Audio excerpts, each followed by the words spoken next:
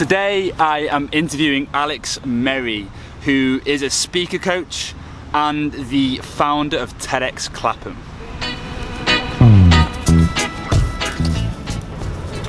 Alex Merry was the mastermind behind my TEDx talk. So he was my speaker coach and he worked with me for months, making sure that I perfected my script. So it's a pleasure for me to have the opportunity to sit down and talk to him.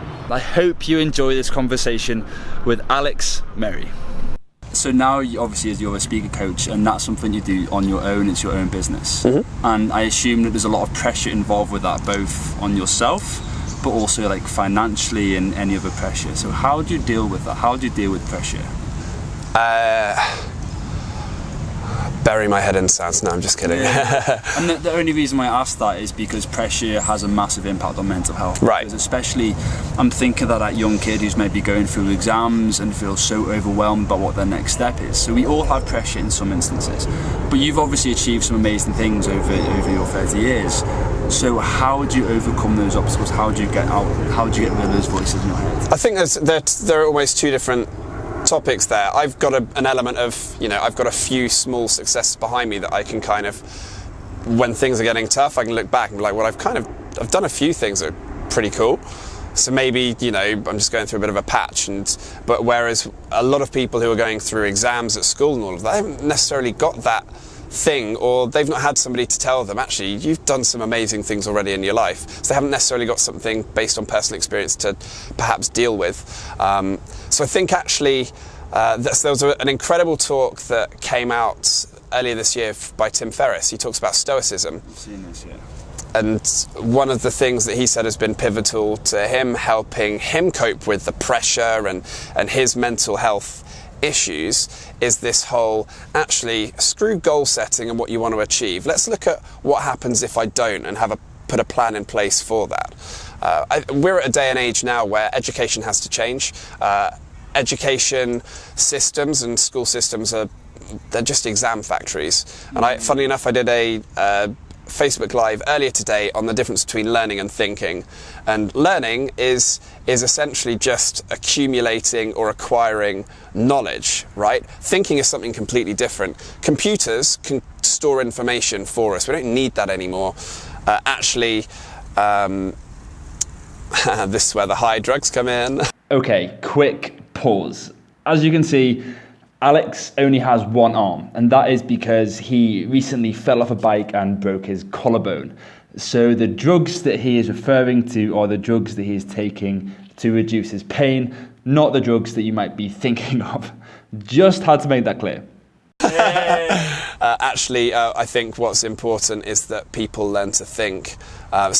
In the case of people doing exams, maybe have a plan as to what could potentially happen if you don't pass them. It doesn't actually matter in the grand scheme of things. So almost like, the fears in our heads are way bigger than they are actually in reality. I mean, almost certainly. Way, way, way bigger. But it's all easy to say that. We're in Battersea Park, both got jobs, whatever, but it's the stuff that happens underneath the surface. That said, I'd say that me setting up this business by myself is 100% the hardest thing I've ever done. Lower lows, high highs, and not very many of those highs, if I'm being completely honest. Throughout the whole journey, it's incredibly lonely. It's really tough. So what makes you keep going? I think I've always had a bit of a point to prove. I think if you strip down what I want to, kind of my drivers to their bare core, I think it's probably that I want to prove things to my friends. I want to prove things to my parents. I want to prove things to my girlfriend. I've got point to prove. Doesn't necessarily make it any easier, but that's what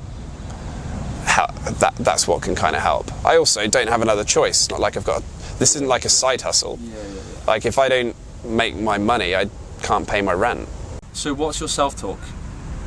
So like obviously when you hit these low points and you go through these challenging periods, like what do you tell yourself? What are those voices in your head telling you? Is it keep going, like it's okay that you're enough, or tell me more about A really good one. I think it's really mixed. I think sometimes I find it uncontrollable, and I think that a lot of entrepreneurs do. Sometimes it's like it gets to a point where it's pretty crazy. So why don't we talk about that more?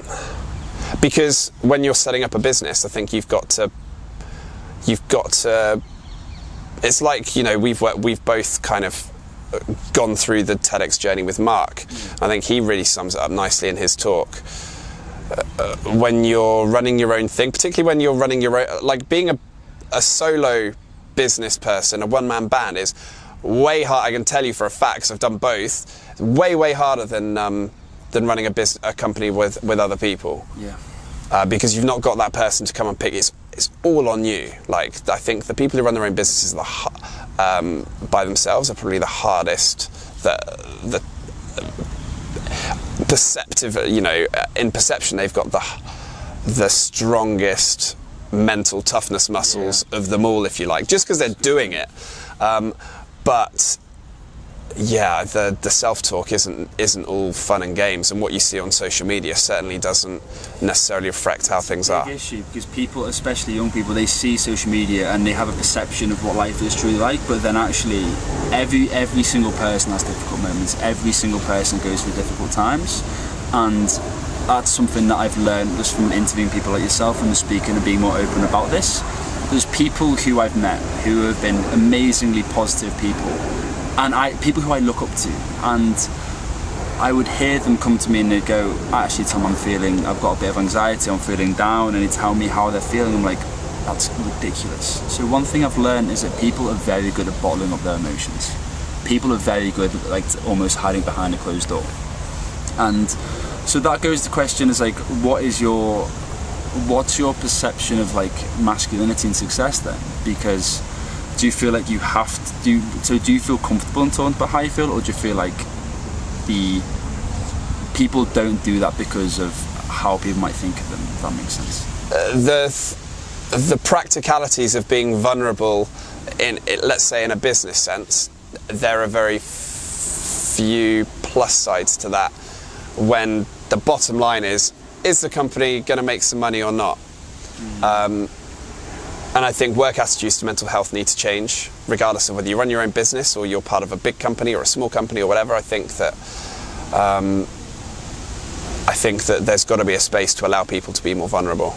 But I'm part of groups of founders and some really successful people, but it doesn't matter where you put yourself, everyone's putting up a pretense. I am. Yeah, 100%. I completely agree with you. So what do you do to look after your well-being? I play a lot of sport. Sport is my release. And I've started to do yoga as a way of trying to just not for a few minutes think about work. Because otherwise you get up and first thing you do in the morning is True, man. think about work. One of the things I started doing, I banned my phone from my bedroom. That's been quite useful. Because what I feel like, especially when you're younger, is alright. Yeah. Because when you're starting off, you put so much pressure on yourself, and you're like, I've got to work this amount of hours per day, I've got to get this stuff done, and you almost forget to look after your vehicle, right? And there's a saying that I love a Ferrari isn't a Ferrari without its engine. So everyone needs to have that escapism, and even one thing that I've learned, you have to take time out for yourself. Even if it's an evening, if it's a couple of evenings, and also a couple of non-negotiables. Like, if you've got any non-negotiables that you do. So for example, every single day you do this in this time, no matter what happens. No. So I should do though. Yeah, so for myself, a non-negotiable is looking after my 8 hours of sleep a night. So I need to protect that, because if I don't protect that, then I can go downhill when it hits Thursday and Friday, and I've got to look after when I go to the gym, because that's something that I'm putting off on the back burner, and I feel like it's stuff like that that's really going to help my well-being. There's an issue with being busy. I think there's this perception that the busier you are, the better you're doing. And I'd love for somebody to just be like, how's things going? And I'm really busy. I'd love someone to just be like, I've not really got anything on. Yeah. Imagine someone saying that, like a business conversation. It just doesn't happen. it's like going back to we have something to prove, right? And I think ego falls into it. I'm not saying ego is always a bad thing, but we always want to, like, even if you look at my Instagram, I'm talking, I'm doing all these things, but no one happens behind closed doors. It happens out of everyone. You always want to project the best version of yourself. Yeah. Because you want to be seen as this person, right? I think so. And particularly with everything being online, like it's almost you're leaving little footprints of your legacy are being seen through social media. So I think that makes it harder. But I also think, just on the subject of mental health, I think that it's something that just isn't understood. There's a lack of understanding, and we are, as people and just as humans, we are very ready to like dismiss things that we don't readily understand. So what do you think needs to happen to change that? More of this. Like what you're doing, and watching you and the journey that you've had since giving your talk. You've talked about a lot of the things that the doors I guess it's opened, but you sort of forcing people to sit down and, well, you're leading by example. What you and your brother have done is a really tough and an impressive thing to do, and I think that there are more people that need to do it. What's really nice is that at the moment there seems to be mental health is trending, and I think that it needs to be, and that's a very kind of business way to look at it. There'll be something else in a couple of years' time, but I do think that while it is trending, there's got to be a wave that's ridden with it. Everything goes through shifts and phases. But it's great that mental health is, and in particular men's mental health, because men's mental health is possibly less talked about. I don't know the stats to be able to really nail that, but I know that it's 1 in 4 in adults, right, and 1 in 10 in young people. But that's not men. Like if you segment that to men, like it's gonna be even more. Yeah, it's just a massive issue, and I know people who are close to me that have really struggled with mental health, and it's a really tough thing to understand if you haven't gone through it. But the reality is this, in my opinion, everyone will have mental health issues. Everyone, at certain points in their life. Like call it what you want, but everyone's going to have their moments. And you said that some of your friends have mental health problems. So like all of that. As a friend, how would you support them? The first thing that I want to do as a guy is give them advice, and I've sort of learned through experience that advice is the last thing these people need. Advice is the last thing anybody needs. I think you can just be there for them. Don't try and offer explanations. Don't try and rationalize anything, because unfortunately that a lot of the when it comes to things like anxiety and depression, whoever's experiencing it knows it's not rational. So you trying to rationalize something isn't gonna I think acceptance and patience. I think patience is if anything, it's probably the most important. I think that when you go through episodes like this, you start to really know who your real friends are. I think so. I would completely agree with that. And the one thing that I've learned is that people love helping people. So if anyone who's watching this, if like a friend's going through a difficult time, or if you're going through a difficult time yourself, if you speak to someone about it, I would say speaking to someone who you trust, like a family member or a close friend, I can guarantee you they're going to want to help them. Because like for me, for example, when I was going through a difficult time, I almost thought that I'd be a burden on other people. I was like, I think that's the first thing that people assume. This is my shit. That's not, so I'm going to keep this to myself, because I felt like no one could really understand what I was going through. But I can safely say that things wouldn't have progressed for me if it wasn't for the support of my mum. I have no idea where I ended up with it, because she was almost like I was running off in all these different directions, but she was always the person to bring me back in. And I think we have to have that one person. I call it the champion. We all have to have our one champion. I actually think your champion can come in like different guises as well. I always so I always used to think that my hairdresser, right, who cut my hair, She didn't do this. Okay. It's not you, Melissa. It's all right. But I remember going and having a haircut and just getting on with my hairdresser years and years ago. And I was just like, you don't know any of my friends, you don't know any of my family. I can literally say anything to you.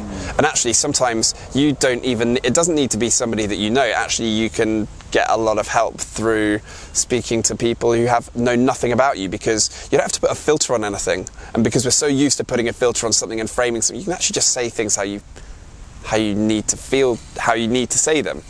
And the release it can give you is awesome. Yeah, Mark said this. He said sometimes you're more comfortable speaking in front of strangers than you are your family because there's no prejudgment. They don't know who you are previously. Totally. And actually, coming from, I did a lot of door-to-door sales when I was younger. I can totally vouch for that. Like meeting strangers all the time. The amount of stuff that they would tell me, I'd be like, why are you telling me this? That's what I'd be thinking. I wouldn't say that because that'd be rude. But I'm kind of thinking, you've met me for like 5 minutes. Why are you're telling me stuff that you wouldn't tell, like, your husband next door or whatever. Like, the stranger can be quite a powerful friend if you allow them to be. And my last question for you, Alex, is what would you tell someone who's going through a difficult time?